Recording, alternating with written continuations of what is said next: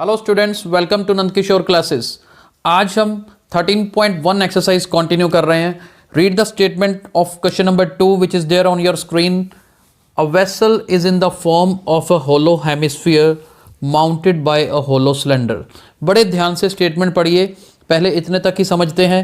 A vessel is in the form of a hollow hemisphere mounted by a hollow cylinder. देखिए कैसे बनाएंगे, यहाँ पर ध्यान से देखिएगा।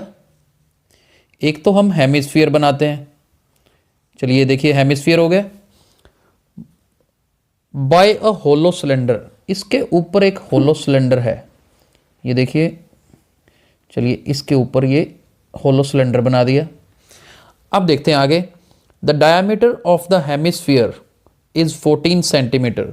ये जो डायामीटर है ना पूरा हेमिस्फीयर का 14 सेंटीमीटर है। अगर ये हेमिस्फीयर का 14 सेंटीमीटर है तो ऑब्वियसली सिलेंडर का भी 14 होगा।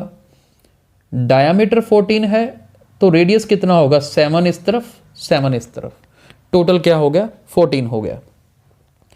Total height of the vessel is 13 centimetre. आप यहां से लेकर नीचे तक देखिए, बॉटम तक टोटल हाइट कितनी है? 13 सेंटीमीटर। अब देखो हेमिस्फीयर में ये भी तो रेडियस है, ये भी 7 हो गया, तो फिर सिलेंडर की हाइट कितनी रह गई? सिलेंडर की हाइट रह गई 6 सेंटीमीटर। ठीक है, ये समझना है। टोटल वेसल की हमें 13 दे रखी है, तो 7 इधर 6 इधर, 7 + 6 टोटल हाइट 13 हो गई। Find the inner surface area of the vessel. अब ध्यान से समझना, हमें क्या निकालना है? हमें निकालना है inner surface area of the vessel. अब इनर सरफेस एरिया में ध्यान से देखो अंदर से क्या क्या है। अंदर देखो, पहले होलो का मतलब होता है खाली, ना तो यहाँ पर कोई लगा हुआ कुछ भी, यहाँ पर कुछ नहीं है, ना ही टॉप पे कुछ है, ढक्कन नहीं है इसका, खाली है, कोई कैप नहीं है। तो यहाँ पर एक तो सिलेंडर का कर्व्ड सरफेस एरिया अंदर से आ रहा है, curved surface area of cylinder. तो एक तो ये हमें लेना है यहाँ पर, और क्या लेना है? कर्व्ड सरफेस एरिया हेमिस्फीयर का, curved surface area of hemisphere.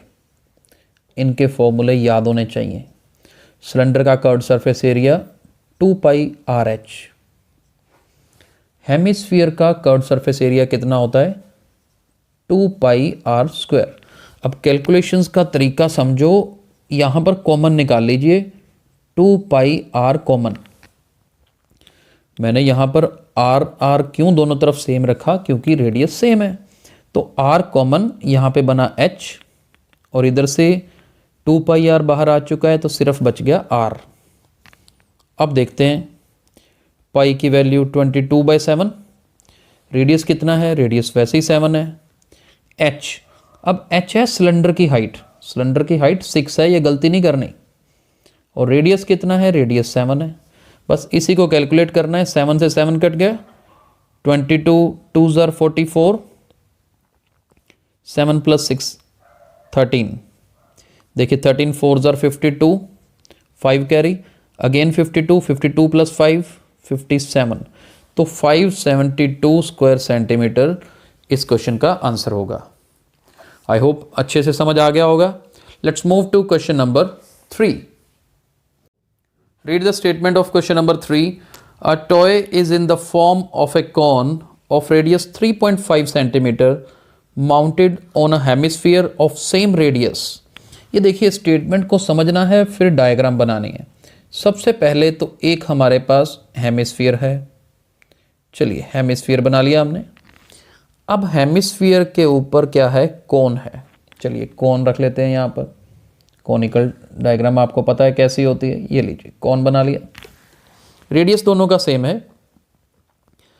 Radius कितना दे रखा है? 3.5 सेंटीमीटर। चलिए यहाँ पर लिख लेते हैं, इट्स रेडियस इज 3.5 सेंटीमीटर, ये याद रखना है।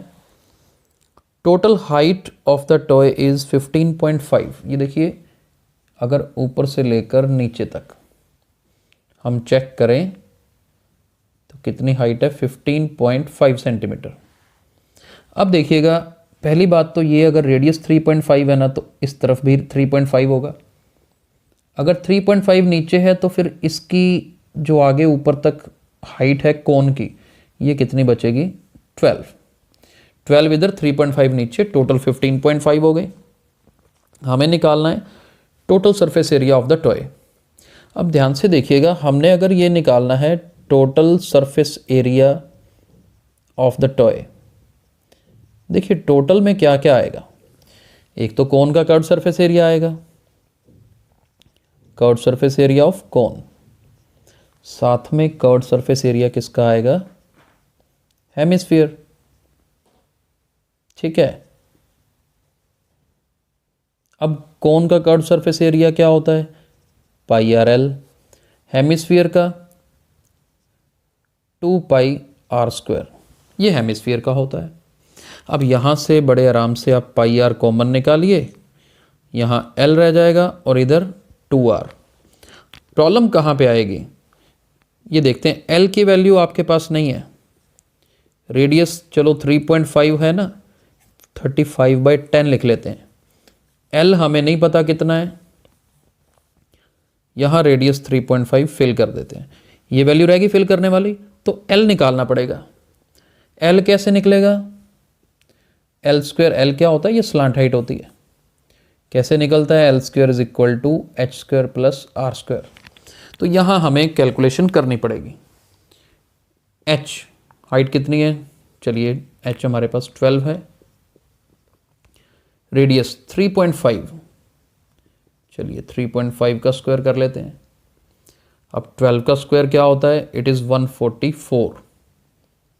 अब 3.5 का स्क्वायर यूजली नहीं पता होता, लेकिन इजी तरीका बताता हूँ। यहाँ पर पीछे वैल्यू देखिए 5 है ना, 5 का स्क्वायर क्या होता है 25, 3 की नेक्स्ट वैल्यू 4 होती है, 3 4s are 12, और डेसिमल यहाँ पर है ना, तो 2 डिजिट छोड़ के डेसिमल का ये 12.25 आएगा। ये शॉर्टकट है इसको निकालने का।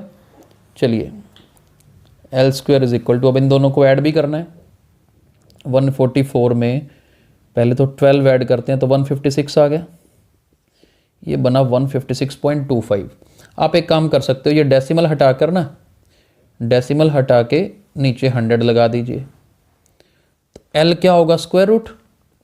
अब 15625 किसका स्क्वायर रूट होता है, देखिए 25 है ना, पीछे 5 तो आएगा ही आएगा। अब जैसे मैंने यहाँ पे आपको 3 को नेक्स्ट वैल्यू से मल्टीप्लाई करने के लिए बोला था, तो हमें यहाँ पर ऐसी दो वैल्यूज ढूंढनी है जिनकी प्रोडक्ट 156 हो और वो दोनों वैल्यूज कंजक्टिव भी हों। ठीक है जी, 12 × 13, 12 को 13 से करोगे तो 156 होता है, और 12 और 13 में से छोटी वैल्यू कौन सी है 12, तो वो यहाँ पर आएगा। नीचे 100 है, 100 का बनेगा 10, तो जी एल की वैल्यू आपकी आ जाएगी 12.5 सेंटीमीटर। राइट, तो अब 12.5 आप यहाँ फिल कर दीजिए। अब काट के देखते हैं, 7 के टेबल पे 5 जार, 5 1 जार, 5 2 जार, 2 के टेबल पे 11 जार। आपके पास जी बाहर तो सिर्फ 11 बच गया, अंदर क्या बचा।